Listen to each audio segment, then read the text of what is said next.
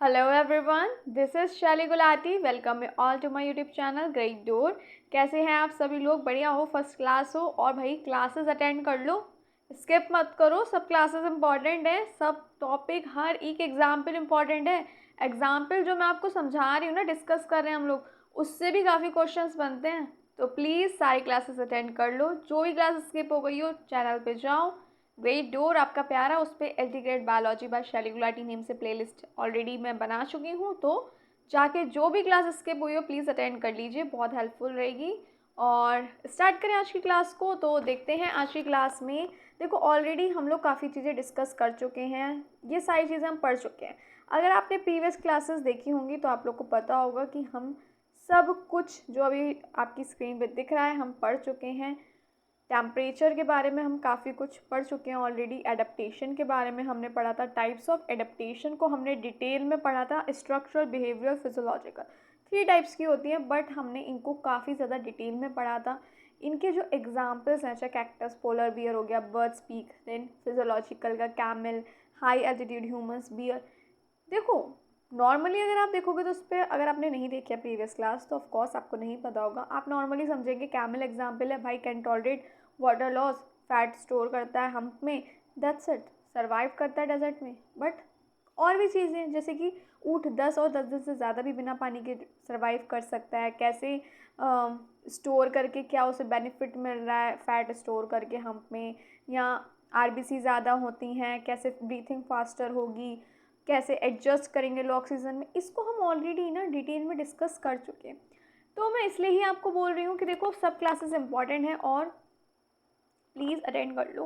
दिखने में ये सिर्फ एक लाइन है, एक एग्जाम्पल है, छोटू सा है, बियर जरा सा, hibernation in winter. But hibernation होती क्या एग्जैक्टली आपको पता है? नहीं पता ना। अगर नहीं देखिए क्लास तो ऑफकोर्स आपको नहीं पता होगा। तो हाइबरनेशन को हम ऑलरेडी पढ़ चुके हैं और ऑलरेडी हम इसे डिस्कस कर चुके हैं। एस्टिवेशन को कर चुके हैं, समर स्लीप को कर चुके हैं, और हमने डाइपॉज को भी किया था। और एक और बात, साथ ही साथ हमने की फीचर्स भी पढ़े थे डाइपॉज के, और काफ़ी सारी चीज़ें हम ऑलरेडी डिस्कस कर चुके हैं। देन आज हम एग्जाम्पल्स ऑफ देख लेते हैं इसके। तो एग्जाम्पल देख लेते हैं डायपॉस के। तो सबसे पहले हम जीव की बात करेंगे, ऑर्गेनिज्म की बात कर रहे हैं। First is silk worm. Diapause stage होगी इसकी एग, और बेनिफिट्स क्या होंगे? Survive winter season. देखो, हम ऑलरेडी इसको डिटेल में पढ़ चुके हैं। नहीं देखिए तो ऑफकोर्स आपको नहीं पता होगा, तो हम उसी को कंटिन्यू कर रहे हैं टॉपिक को। हमने ऑलरेडी पढ़ लिया था कि डायपॉज है क्या, ये एक टेम्परेरी पॉज है। किस में भाई? डेवलपमेंट में किसी ऑर्गेनिज्म की एक सर्टीन स्टेज पे, स्पेशली इंसेक्ट्स और कुछ जू प्लैंकटन की बात हो रही थी। स्पेसिफिक स्टेज हो गई, जैसे लाइफ साइकिल की, लार्वा हो गया, प्यूपा, एडल्ट, एग, ये सब। तो ये सब हम ऑलरेडी डिटेल में पढ़ चुके हैं। की फीचर्स पे भी हमने इसके बारे में बातचीत करी थी।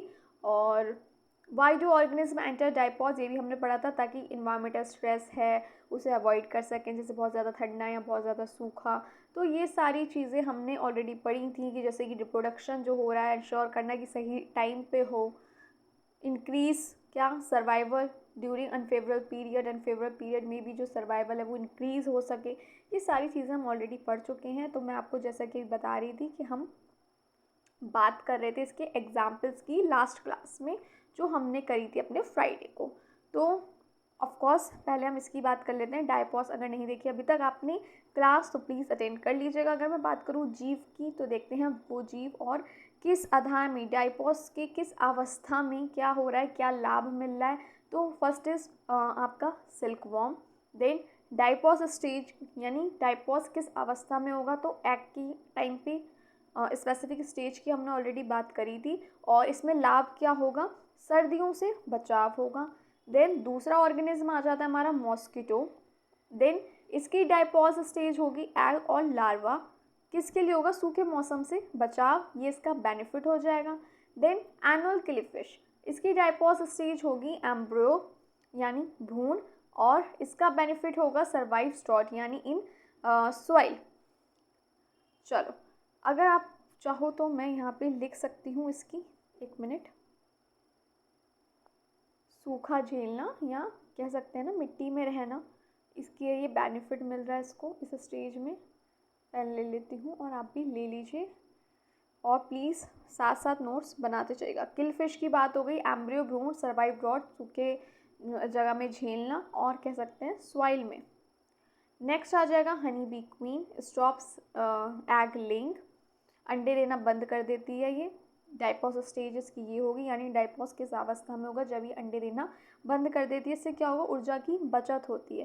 देन आ जाता है आपका वाटर फ्ली, ये इसकी डाइपोस स्टेज होगी। Egg waits for favourable water condition, यानी ये इंतज़ार करती है फेवरेबल वाटर कंडीशन का।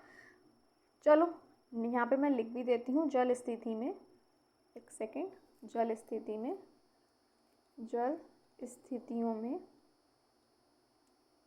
जल स्थितियों में या जल स्थितियों के अनुकूलन तक प्रतीक्षा करती है। अनुकूलन होने तक, अनुकूल होने तक, बल्कि अनुकूल होने तक प्रतीक्षा करती है। क्लियर है यहाँ तक? देखो ऑलरेडी मैं पहले ही कह रही हूँ, जिन लोगों ने प्रीवियस क्लास अटेंड नहीं होगी वो कनेक्ट नहीं कर पाएंगे।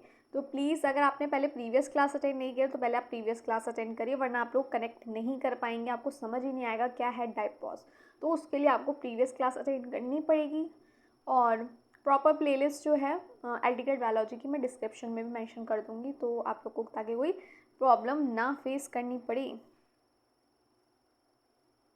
तो डेफनिया वाटर फ्ली जो हो गई, डाइपोस स्टेज होगी इसकी एग, और ये इंतज़ार करेगी फेवरेबल वाटर कंडीशन का, यानी जल स्थितियों के अनुकूल होने तक ये परीक्षा करेगी।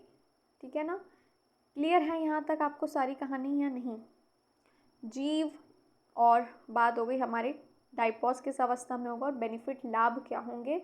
तो ये सारी चीज़ें अगर आपको क्लियर हो गई हों तो हम आगे न्यू टॉपिक अपना स्टार्ट करते हैं। जल्दी बता दीजिए यहाँ तक कोई दिक्कत है किसी को भी, तो प्लीज़ अभी कमेंट बॉक्स में बता दीजिए। और कोशिश मेरी यही रहती है कि आपकी जो भी डाउट्स हैं, कन्फ्यूज़न है, हैंड टू हैंड क्लियर करूँ ताकि आपको प्रॉब्लम ना फेस करनी पड़े। बढ़े आगे या नहीं बढ़े, जल्दी बताओ। चलो नेक्स्ट देखें, अब न्यू टॉपिक स्टार्ट करते हैं। एक्लामेटेशन, एक्लामाइटाइजेशन। ये क्या है? Acclimatisation is the process by which an organism adjust physiologically और behaviourally to change in its environment such as temperature, altitude, humidity, light, etc. to maintain normal body functioning. Think of it as the body's natural way of adapting to survive a new or harsh environment. Let's see. मैं ले रही हूँ pen और आप भी ले लो अब pen, क्योंकि पेन की ज़रूरत बहुत पड़ती है। देखिए एक्लाइमेटाइजेशन यानी अनुकूलन। अनुकूलन एक ऐसी प्रक्रिया है जिसमें एक जीव फिजियोलॉजिकली और बिहेवियरली बदलाव लाता है अपने अंदर। किस लिए लाता है? ताकि वो जो बदलता पर्यावरण है, इन्वायरमेंट है, उसमें कार्य कर सके, सामान्य रूप से कार्य कर सके। जैसे कि टेम्परेचर हो गया, एल्टीट्यूड हो गया, ह्यूमिडिटी हो गई, लाइट हो गई। तो वो इसलिए बदलाव करता है ताकि बदलते पर्यावरण में, यानी चेंज जो इन्वायरमेंट है, जो बदलता हुआ पर्यावरण है, उसमें सामान्य रूप से कार्य कर सके। मैं यहाँ पे मेंशन कर देती हूँ। Think of it's as body natural way of adapting to survive in a new or harsh environment. इसे आप यहाँ मैं मेंशन कर देती हूँ, इसे आप शरीर की स्वाभाविक यानी नेचुरल, स्वाभाविक ढलने की क्षमता कह सकते हैं। एक सेकेंड, क्लियर हो गया या नहीं हुआ? एक्लामाइटाइजेशन, अनुकूलन, एक ऐसी प्रक्रिया है जिसमें एक जीव अपना आप को बिहेवियरली और फिजियोलॉजिकली क्या करता है? बदलाव लाता है ताकि वो बदलते पर्यावरण में सामान्य रूप से कार्य कर सके। इसे आप शरीर की स्वाभाविक ढलने की क्षमता भी कह सकते हैं। यहाँ तक कोई दिक्कत आ रही हो तो बताना। बदलता पर्यावरण हो गया, जैसे टेम्परेचर हो गया, एल्टीट्यूड हो गया, नमी हो गई, रोशनी हो गई यानी लाइट हो गई, आपकी ऊंचाई हो गई, ये सारी चीज़ें आ जाती हैं आपके बदलते इन्वायरमेंट में। देन आगे देखते हैं। अच्छा, अभी तक किसी भी क्वेश्चन में कोई भी दिक्कत आ रही हो तो प्लीज़ कोई टॉपिक में देन कमेंट बॉक्स में आप लोग पूछ सकते हैं। की फीचर्स क्या होंगे यानी एक्लामाइटाइजेशन की, यानी अनुकूल जो है अनुकूलन की प्रमुख विशेषताएं कह सकते हैं। ये क्या है, रिवर्सिबल है and temporary, it is a reversible and temporary adaptation. ये रिवर्सिबल भी है और टेम्परेरी एडेप्टेशन है, उल्टा होने योग्य है यानी, है ना, अस्थाई है। occurs within an individual's lifetime not inherited, यानी ये इनहेरिटेड नहीं है, ये व्यक्ति के जीवन काल में होती है।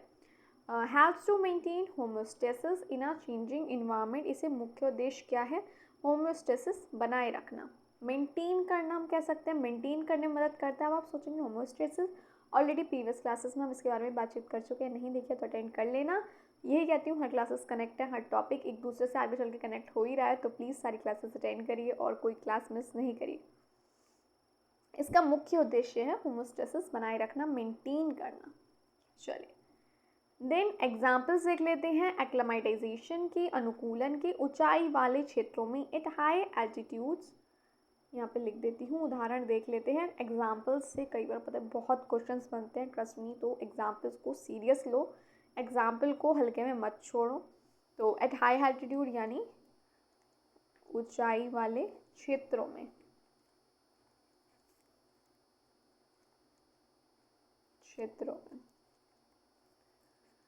People who travel to mountains may initially face problems like breathing difficulty due to low oxygen। और हमें ये बात पता है, जो भी लोग ट्रैवल करते हैं माउंटेन्स पे, तो क्या होता है, प्रॉब्लम ऐसी देखने को मिलती है कि सांस लेने में दिक्कत हो रही है, क्योंकि क्या होता है ना, आप जितना ऊपर जा रहे हैं ऑक्सीजन जो है ना वो लो हो रही है। तो क्या हो रहा है, होता है ना, कई बार कुछ लोगों को पहाड़ों में दिक्कत होती है सांस लेने में, क्योंकि ऑक्सीजन लो होती है। लेकिन क्या होता है ना, थोड़े टाइम बाद क्या होता है ना, बॉडी जो है ना एडजस्ट कर लेती है। आप कई बार कहते हैं ना, जहाँ रहने लगो फिर बॉडी उस हिसाब से एडजस्ट कर लेती है, ढल जाता है शरीर, कहते हैं ना जहाँ रहने लगो फिर ढल जाता है, आदत हो जाती है। तो क्या होगा, इंक्रीजिंग ब्रीथिंग रेट जो होगा वो इंक्रीज़ होगा। अगर आप कुछ दिन वहाँ रहने लगेंगे, आपकी बॉडी एडजस्ट कर लेगी, आपका जो ब्रीथिंग रेट है वो इंक्रीज़ हो जाएगा, ज़्यादा आरबीसी बनेंगे तो ऑक्सीजन भी ज़्यादा कैरी होगी, हार्ट रेट इंक्रीज़ होगा, और जो ऑक्सीजन ट्रांसपोर्ट हो रही है वो भी क्या होगी, इम्प्रूव होगी। शरीर में ऑक्सीजन पहुंचाने की जो क्षमता है वो बढ़ जाती है। तो इन सब से क्या होता है ना, धीरे धीरे आपकी बॉडी ढल जाती है उसी वातावरण में, तो एडजस्ट कर लेती है, देन आपको प्रॉब्लम नहीं होगी अगर आप थोड़े दिन वहाँ रह रहे हैं तो। चलिए नेक्स्ट आ जाता है, इन हॉट क्लाइमेट यानी गर्म जलवायु में the body increases sweating to cool down. गर्मी में कितना पसीना आता है, उससे क्या होता है, बॉडी एकदम, कहते हैं ना इतना पसीना आ रहा है, बॉडी एकदम ठंडी पड़ गई, तो पसीने से क्या होता है, बॉडी कूल डाउन हो जाती है। blood flow to the skin increases to release heat। त्वचा की जो रक्त है, यहाँ पे लिख देती हूँ मैं, एक सेकेंड,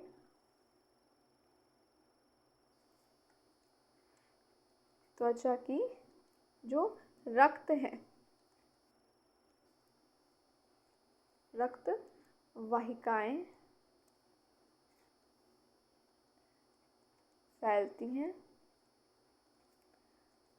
इससे क्या होता है, जो शरीर है वो ठंडा, ताकि शरीर ठंडा रहे। Blood flow to the skin increase to release heat. भाई क्या होगा, इससे शरीर ठंडा होगा। त्वचा की जो रक्त वाहिकाएं हैं वो फैलती हैं, ब्लड फ्लो जो होगा स्किन में टू द स्किन, उससे क्या होगा, इंक्रीज होगा। क्या होगा, जो हीट है वो रिलीज होगी, शरीर जो होगा वो ठंडा रहेगा। यहाँ तक कोई दिक्कत है तो जल्दी से बताओ। क्लियर है, यहाँ पे जितना पसीना निकलेगा शरीर उतना ही ठंडा होगा। और जो ब्लड फ्लो हो गया to the screen increase to release heat release होगी, तो क्या होगा, शरीर ठंडा रहेगा। देन आ जाएगा आपका कोल्ड क्लाइमेट, इसको मैं रेस कर देती हूँ, यानी आपका आ गया ठंडी जलवायु में the body increases metabolic rate to generate heat. शरीर ऊर्जा खर्च करता है, हम जानते हैं। कपकपी होता है ना, शिवरिंग होती है, तो उससे क्या होता है, शरीर एकदम गर्म हो जाता है, जब ऐसे एकदम ठंड में कपकपी छूटती है ना, शिवरिंग होती है, तो जिसमें क्या होता है, शिवरिंग से क्या होगा, शरीर जो है वो गर्म रहता है। The body increases metabolic rate to generate heat, यानी शरीर ऊर्जा खर्च जो है वो बढ़ाता है। मेटाबॉलिक रेट बढ़ाएगा किस लिए, ताकि हीट जनरेट हो सके। शिवरिंग स्टार्ट होगी तो क्या होगा, वार्मनेस लगेगी, आपको एकदम गर्म महसूस होता है, प्रोड्यूस करता है क्या, वार्म, गर्म रहता है शरीर। Okay, then what is altitude sickness? Altitude sickness क्या है? इसको हम एक्यूट माउंटेन सिकनेस भी कह सकते हैं और हाइपोबैरोपैथी भी कह सकते हैं एल्टीट्यूड सिकनेस को। Altitude sickness occurs when a person ascends rapidly to high altitude about 2500 meters or approx 8000 feet and the body feels to acclimatize to lower oxygen level and low air pressure। देखो, altitude sickness ये हो गई आपकी ऊंचाई की बीमारी। कब होगी? जब कोई पर्सन जल्दी से काफ़ी ऊंचाई पे चला गया, हाई एल्टीट्यूड पे, जैसे कि 2500 मीटर ऊपर चला गया, और अगर उसका शरीर वहाँ पे एडजस्ट नहीं कर पा रहा है, ढल नहीं पा रहा है कम ऑक्सीजन में, लो एयर प्रेशर में, तो उसे एल्टीट्यूड सिकनेस हो सकती है, यानी ऊंचाई की बीमारी हो सकती है, और इसको हम एक्यूट माउंटेन सिकनेस और हाइपोबारोपैथी भी कहते हैं। क्लियर है ये? जब अचानक, जैसे कि हम कह सकते हैं जब कोई व्यक्ति जल्दी से ऊंचाई पे चला जाए, बहुत जल्दी ऊंचाई पे चला गया, 2500 मीटर पे चला गया, लेकिन उसका जो शरीर है वो नहीं ढल पा रहा भाई लो ऑक्सीजन में, तो उससे क्या होगा? उसे एल्टीट्यूड सिकनेस हो जाएगी, यानी ऊंचाई की बीमारी हो जाएगी। कॉजेज़ क्या होंगे? लो एटमॉस्फेरिक प्रेशर होगा, उससे क्या होगा? जो ऑक्सीजन है एयर में वो भी क्या होगी? लेस होगी। यहाँ तक समझ आ रहा है या नहीं है? ऊंचाई पर क्या होगा? वायु जो दाब है वो कम होगा, प्रेशर जो है एटमॉस्फेरिक प्रेशर वो लो होगा, और जब एटमॉस्फेरिक प्रेशर लो होगा तो जो ऑक्सीजन है एयर में वो भी क्या होगी? लेस होगी। Rapid ascent to high places without giving the body time to adapt. शरीर को समय, यहाँ पे लिख देती हूँ, रुक जाओ एक सेकेंड। जैसे कि हम कह सकते हैं इसे, शरीर को, कारण क्या हो सकते हैं? जैसे शरीर को समय नहीं दिया है ना, शरीर को समय दिए बिना जल्दी ऊंचाई पर चढ़ना।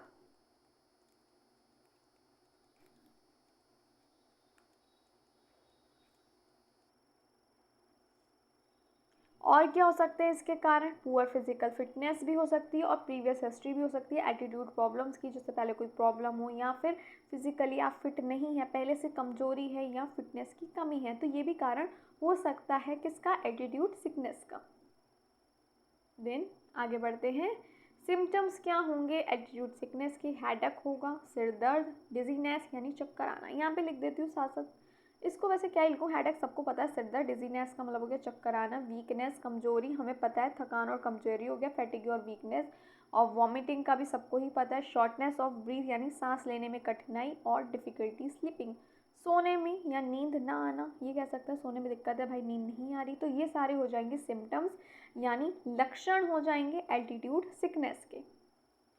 Then how body tries to adjust. Acclimatize पढ़ चुके हैं हम ऑलरेडी।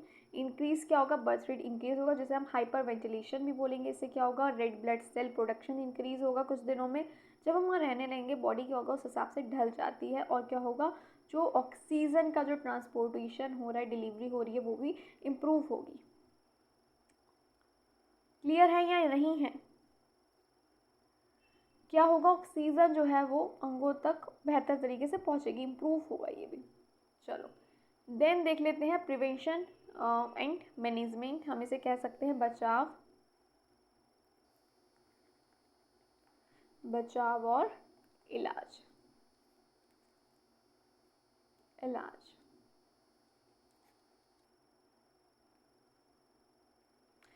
ऐसे से स्लोली देखो, धीरे धीरे पहाड़ पे चलो, ये नहीं भाई चलते चले जा रहे हो, कोई रेस थोड़ी है, जैसे कि 300 से 500 मीटर से ज़्यादा नहीं, है ना, पर डे। क्लियर है ना? ज़्यादा नहीं चढ़ना, 300 से 500 मीटर से ज़्यादा नहीं चढ़ना। Take rest days during ascent, तो देखो बीच बीच में रेस्ट भी लेना है, हाइड्रेटेड रहना है, अल्कोहल अवॉइड करनी है, और वैसे भी अल्कोहल से दूर रहो, वेरी हार्मफुल है ना, तो फिर इन चीज़ों से तो वैसे ही दूर रहना चाहिए, अल्कोहलिक प्रोडक्ट से, अल्कोहल से। और बीच बीच में आराम के दिन रखें, ऐसा नहीं है लगातार चढ़ते जा रहे हैं, बॉडी को रेस्ट की भी ज़रूरत है ना, ज़्यादा से ज़्यादा पानी पिए। In some cases medicine like acetazolamide might help speed up acclimatise descend to a lower altitude if symptoms worsen. ज़रूरत हो तो क्या करें? कुछ मेडिसिन आप रख सकते हैं, जैसे कि आपकी हो गई एक्लेमेटाइजोलो माइट, ये क्या होगी? आपकी मदद करेगी, ऐसी दवाएं रखें। और अगर कोई दिक्कत लग रही है तो भाई नीचे की ओर वापस उतर आओ, ज़रूरी नहीं है आपको ऊपर ही चढ़ना है। तो नीचे उतर आओ, बॉडी को रेस्ट दो, पानी पीते रहो। कुछ मेडिसिन्स जो ज़रूरी हैं वो आप रख सकते हैं, जैसा कि आपको बता चुकी हूँ मैं। और ज़्यादा से ज़्यादा आपको 300 से 500 मीटर पर डे आपको चढ़ना है ऊंचाई पर, ज़्यादा नहीं। क्लियर हो गया ना? अच्छा, ये ना हो कि सच में ये मेडिसिन लेके चलते चल रहे हो एसीटोज़ोलोमाइड, विदाउट किसी डॉक्टर के ऐसी कोई मेडिसिन हमें यूज़ नहीं करनी है। मैं पहले कह रही हूँ क्लियरली, है ना, ऐसी कोई मेडिसिन हमें यूज़ नहीं करनी है इसको, बल्कि आप अभी हटा ही दो भाई। पता चले को मैम ने बोला। तो ऐसी बिना डॉक्टर के आपको कोई मेडिसिन यूज़ नहीं करनी है,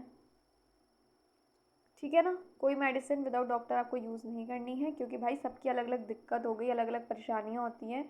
किसी को सांस लेने में दिक्कत है, किसी को बीपी की है, किसी को शुगर की है, तो आपको उस हिसाब से मेडिसिन लेनी है। ओके, आगे बढ़े, चलो ठीक है ना। तो विदाउट किसी डॉक्टर के प्रिस्क्रिप्शन के आपको कोई दवाई नहीं लेनी है।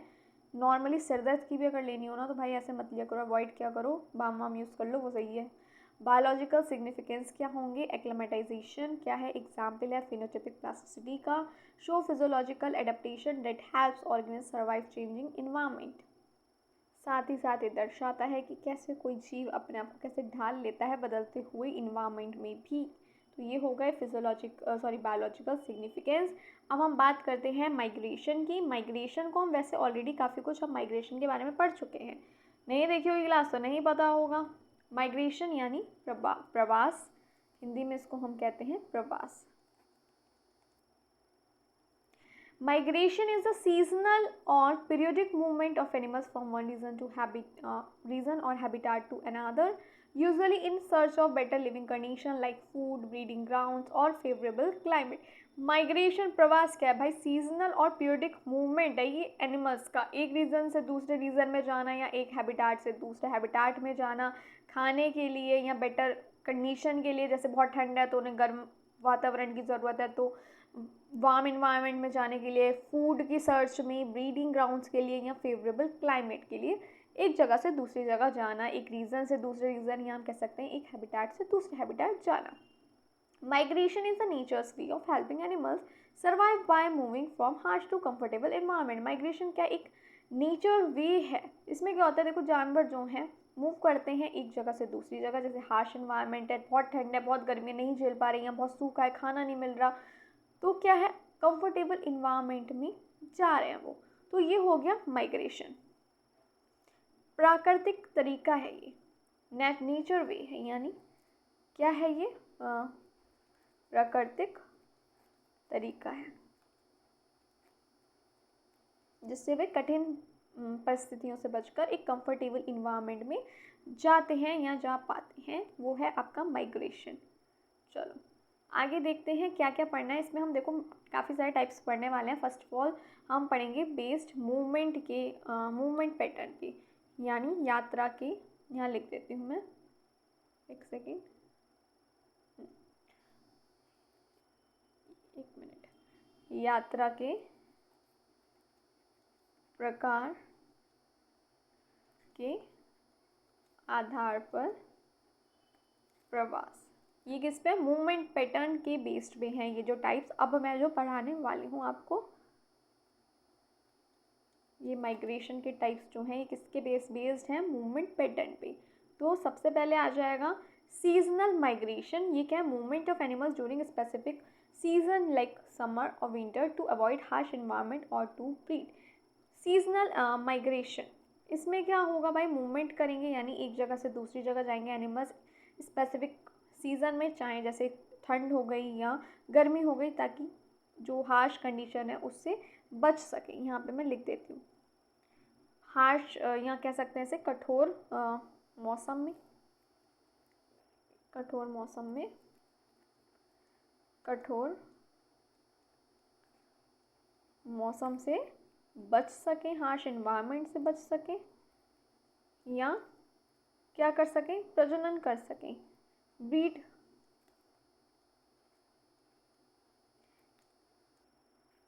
ये क्या हर साल एक निश्चित समय पर होता है, happens yearly with regular timing. इसके एग्जाम्पल हो गए जैसे कि साइबेरियन क्रेन्स, ये क्या इंडिया आती हैं विंटर्स के टाइम पे। Bar headed गीज fly over the Himalayas in winter. जो बार हेडेड गीज जो हैं वो क्या है, हिमालय पर, यहाँ पे कहाँ गया, यहाँ कहाँ गया पेन, हाँ तो मैं बता रही थी ये क्या हिमालय पार करके भारत में आती हैं। देन आ गई आपकी salmon fish return up stream to breed in spring. इसे मैं इरेज कर रही हूँ ताकि बाकी का लिख सकूँ। चलो, सैल्मोन फिश जो है ये क्या करती हैं, अंडे, अंडे देने के लिए, अंडे देने के लिए ये समुद्र से नदियों में लौटती हैं, समुद्र से नदियों में लौटती हैं। इसे नोट कर लो, नोट करना चाहो तो जल्दी से कर लो। इसकी एक्टिविटीज़ क्या हो गई, फाइट ओवर लॉन्ग डिस्टेंस यानी लंबी दूरी की उड़ान। ये इरेज कर दूं, नोट कर लिया तो बताओ, जल्दी बताओ। गतिविधियां भी देख लेते हैं फिर इसकी, इसे इरेज कर रही हूँ। सबसे पहले आ जाएगी लंबी दूरी की उड़ान। देन आ जाएगी फिजियोलॉजिकल प्रिपरेशन जैसे कि फैट स्टोरेज यानी चर्बी संग्रह करना, चर्बी संग्रह करना। देन आ जाएगा आपका नेस्टिंग और ब्रीडिंग यानी प्रजनन आ जाएगा इसमें, प्रजनन व अंडे देना, अंडा देना। ये सारी गतिविधियां आ जाएंगी आपके सीजनल माइग्रेशन में। यहाँ तक हो गया। नेक्स्ट देखें, चलो नेक्स्ट आ जाएगा आपका लेटिट्यूडनल माइग्रेशन। इसको हम क्या कहेंगे हिंदी में, मैं यहाँ पे मेंशन कर देती हूँ, एक सेकेंड। माइक आज थोड़ा शायद डिस्टर्ब ज़्यादा कर रहा है, पता नहीं आवाज़ क्लियर आ रही है नहीं आ रही है, आ रही है तो जल्दी से बता दो। अक्षांशीय प्रवास,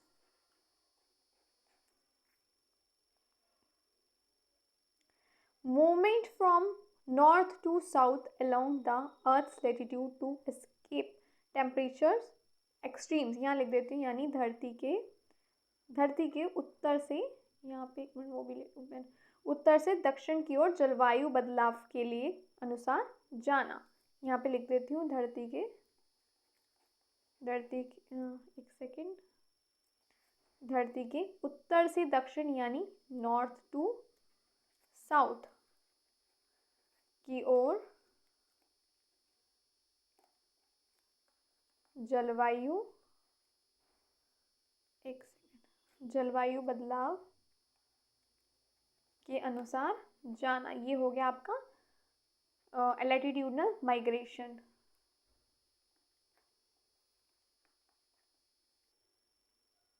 लार्ज स्केल हॉरिजॉन्टल मूवमेंट है ये यानी बड़ी, यहाँ पे लिख देती हूँ, एक मिनट रुको, ये लिख लिया ना, इरेज कर दूँ, जल्दी बताओ फिर मैं इसे भी नोट करती हूँ हिंदी में क्या बोलते हैं। जल्दी से देखते हैं, लार्ज स्केल हॉरिजॉन्टल मूवमेंट को हम क्या कहेंगे, बड़ी क्षैतिज दूरी में होता है, यहाँ मेंशन कर देती हूँ, बड़ी क्षैतिज दूरी में होता है। इसके एग्जाम्पल्स हो गए जैसे birds from Europe to Africa, Europe से अफ्रीका आती हैं ठंड में। Ducks migrate from Siberia to India, Siberia से कहाँ आएंगी, इंडिया आएंगी। साइबेरिया से भारत आती हैं आने वाली जो डक्स हो गई। एक्टिविटीज़ हो गई नेविगेशनल बिहेवियर और use of earth's magnetic field and terrestrial clues यानी चुंबकीय क्षेत्र और सूर्य तारों का उपयोग। नेविगेशनल बिहेवियर यानी दिशा ज्ञान हो गया। देन नेक्स्ट देखते हैं, आपका आ जाता है attitude migration. Organism move up and down mountains depending on the season. मौसम के अनुसार जानवर पहाड़ों से ऊपर या नीचे आते हैं। होता है ना, कई बार ठंड है तो कुछ नीचे आ गए ऊपर चले गए, तो क्या होता है, ये है एटीट्यूड माइग्रेशन। इसके एग्जाम्पल अभी हम देखते हैं, टेंशन ना लो। तो इसका की फीचर क्या होगा, ये वर्टिकल मूवमेंट अलोंग एनिवेशन यानी, एक सेकेंड, ऊर्ध्वाधर, एक सेकेंड,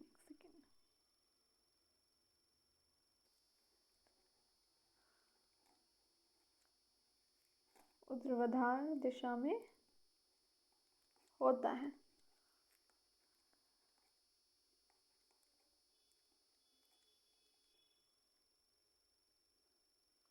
जैसे कि आके आपके हिमालयन मोनाल्स, ये क्या है, ठंड के टाइम पे क्या होते हैं, ये नीचे की तरफ आ जाते हैं घाटियों से, नीचे घाटियों में ये आ जाते हैं। Butterflies migrate uphill in summer for cooler habitat.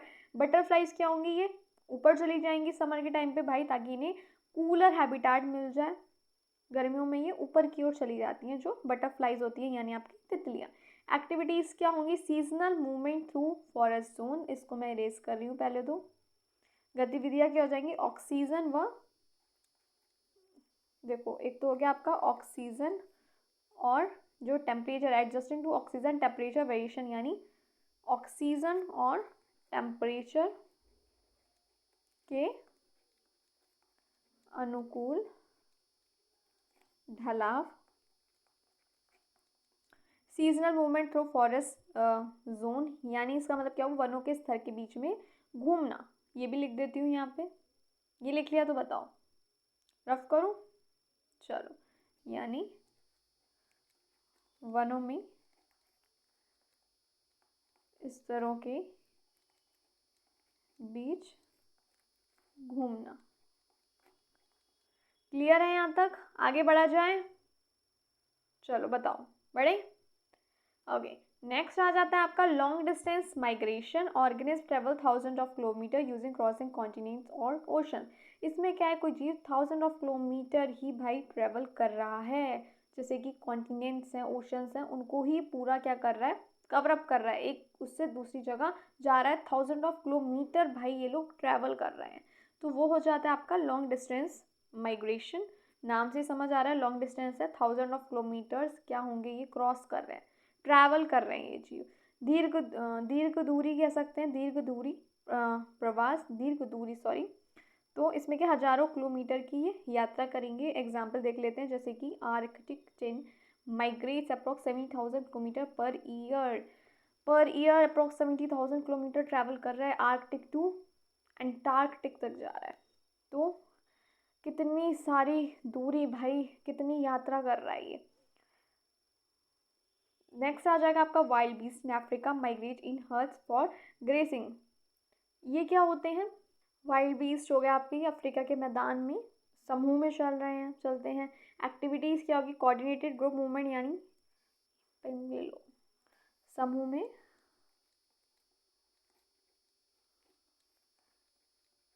समन्वित गति, यानी कोऑर्डिनेटेड ग्रुप मूवमेंट, समूह में समन्वित गति। Then massive energy consumption and fat storage, यानी ऊर्जा संग्रह, फैट स्टोरेज। क्लियर है यहाँ पे या नहीं है, चलिए नेक्स्ट देखते हैं आपका शॉर्ट डिस्टेंस माइग्रेशन हो गया, यानी लघु दूरी प्रवास। ये क्या लिमिटेड माइग्रेशन है, रीजन में ही, पास में ही जा रहे हैं, जैसे पानी के लिए या फिर शेल्टर के लिए, जैसे कि elephant moving within the forest to reach water hole. हाथी जंगल में जल स्रोत तक जाते हैं। Deer shifting between grassland and forest edges, यानी हिरण घास के मैदान और जंगल के किनारे की तरफ जाते हैं। किस लिए जा रहे हैं भाई, पेट पूजा हो गई, पानी, शेल्टर, इन सब के लिए जो आसपास जा रहे हैं, पास में ही जा रहे हैं। तो एक्टिविटीज़ यानी गतिविधि क्या हो गई, day to day habitat shift हो गया, ये day to do habitat shift हो गया, यानी दैनिक या मौसमी सर्च फॉर फूड और वाटर। देखो दैनिक या मौसमी आवास परिवर्तन हम इसे कह सकते हैं, दैनिक या मौसमी आवास परिवर्तन।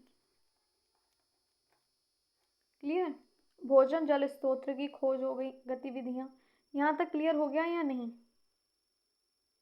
हिरण हो गए, शिफ्ट करते हैं, जगह बदल रहे हैं, ग्रासलैंड से कहाँ जा रहे हैं, मैदान से जो कहाँ जा रहे हैं, जंगल के एजेस पे, किनारे में।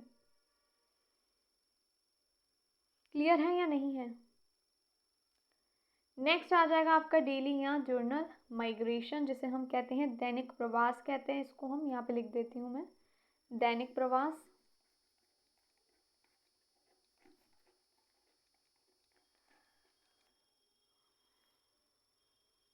Movement date occurs on a daily base, जो डेली बेस पे मूवमेंट हो रहा है, स्पेशली किसमें, एक्वेटिक एनिमल्स में, हर दिन होने वाली कह सकते हैं मूवमेंट, आवाजाही कह सकते हैं इसको हम, आवाजाही। विशेष रूप से जल जीवों में बात हो रही है, ये एक्वेटिक एनिमल्स में बात हो रही है। For example zooplankton move to water surface at night to feed and dive deep during the day. जो zooplankton है रात की में क्या होगा, सतह पर आ जाते हैं, वाटर सरफेस पे रात के टाइम आ जाएंगे, है ना। और दिन में क्या होगा, ये गहराई में चले जाते हैं। रात में फीड के लिए कहाँ जाएंगे, वाटर सरफेस पे जाएंगे। कुछ फिश होंगी, some fish hide in coral during day and come out at night. कुछ क्या होंगी, कुछ मछलियाँ दिन में छुपती हैं और रात में ही बाहर निकलती हैं। Light based vertical movement activity हो गई, और प्रेडेटर एवोडेंस यानी शिकारी से बचाव हो गया, और लाइट बेस्ड यानी प्रकाश आधारित गति होगी। जैसे जूप्लैंक्टन है वो दिन में जो है क्या गहराई में जा रहे हैं, रात को बाहर आ रहे हैं, सरफेस पे आ रहे हैं। कुछ फिश हैं वो क्या है दिन में छुप रही हैं, वो रात को बाहर आ रही हैं। तो ये क्या लाइट बेस्ड वर्टिकल मूवमेंट है, प्रकाश आधारित गति हम इसे कह सकते हैं, और शिकार से बचाव भी कह सकते हैं। कल हम पढ़ेंगे बेस्ड ऑन कॉज और पर्पस। कल हम ये सारी बातें करने वाले हैं। थर्मल माइग्रेशन के बारे में कल हम डिटेल में पढ़ेंगे। साथ ही साथ हम और भी काफ़ी कुछ कल पढ़ने वाले हैं, जैसे कि हो गया हमारा डेजर्ट लिजार्ड, इसके बारे में भी हम कल की क्लास में ही पढ़ेंगे। तो मिलती हूँ फिर आपसे कल की क्लास में। तब तक के लिए bye bye, take care of yourself and your family. Thank you for watching.